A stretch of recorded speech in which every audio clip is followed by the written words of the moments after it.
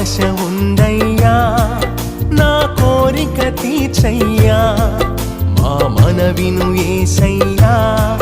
ప్రత్యుత్తరమిమ్మయ్యా ఒక ఆశ ఉందయ్యా నా కోరిక తీర్చయ్యా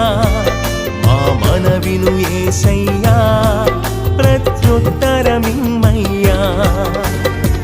యవన కాలమందుని కాడి మోయగా